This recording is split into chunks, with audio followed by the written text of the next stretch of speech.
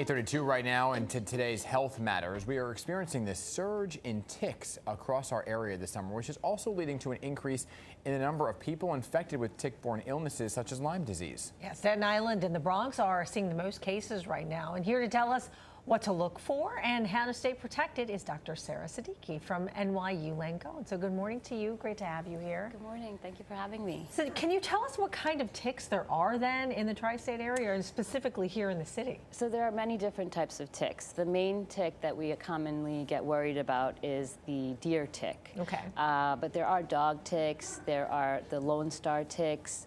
Many animals have their own set of ticks that kind of live on them.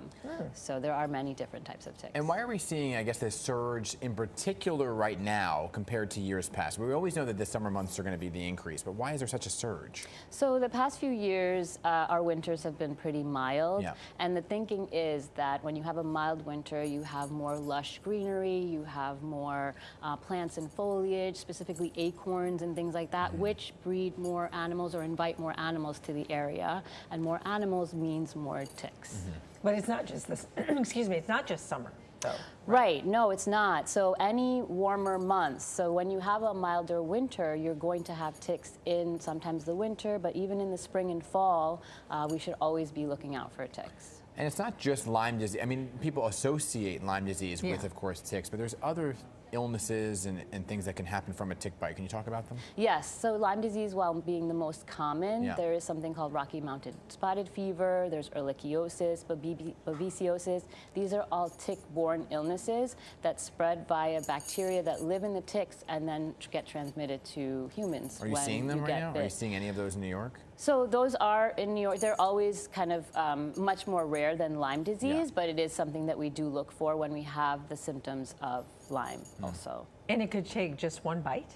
Yes, unfortunately it does. It can be transmitted through one bite, but it's the length of time that the tick is on your body that can determine how severe you can become infected. Okay, so how do we remove, if you find a tick on you or your pet, how do you remove it? So the best way, do not panic, the best way is to take tweezers and get as close to the tick as you can on the skin without pinching the skin, and kind of really getting a good grab and slowly, gently, with gentle pressure to pull it out, because you want to get the entire tick out of the body.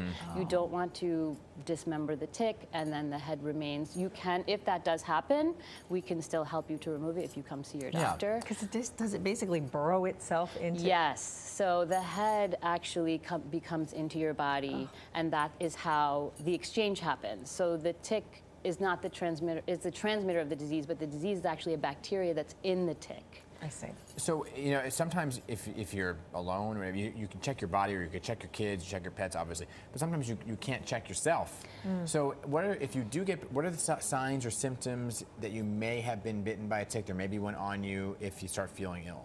So one of the main things that we ask patients to look for, or people to look for, is a rash. So there's something called a target lesion, and that is exactly what it sounds like. It's a red central redness, white clearing, and another redness around it. And that's the classic rash that we see with some of the tick-borne illnesses. It can happen at the site of the tick bite, or it can happen anywhere else on your body, and you can have one to several on your body. And if you see something like that, you do want to contact your doctor. Any other symptoms other than that? So you can have fever, tiredness, joint pains, headaches, but these are longer-term complications that happen a few weeks after the bite.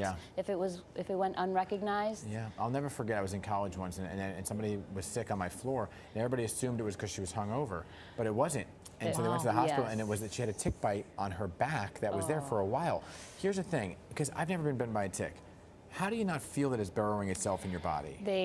Yes, that is a very good question. They have little numbing enzymes that you don't feel when it's burrowing in. So that's why it's really important to do daily tick checks. If you're outside, it doesn't even have to be a super long hike. If you're in a woodsy area, there are areas in Manhattan, right, Brooklyn, Bronx, that have woodsy areas, you do want to make sure that you come home and do a daily tick check. So if you can't do it yourself, have a friend or family member.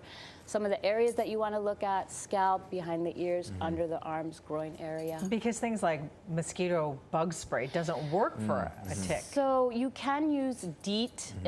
So that's a chemical that's found in some bug sprays. So less than 30% is a safer option, but that can prevent ticks from from being on your body. And then permethrin is also another spray that you can use, but you don't want to use that on your skin. You want to use that on your clothing. On the clothing. Okay. All good stuff to know. Thank you so much, Dr. Siddiqui. All right. Thank you for having me. Appreciate Have it. you here.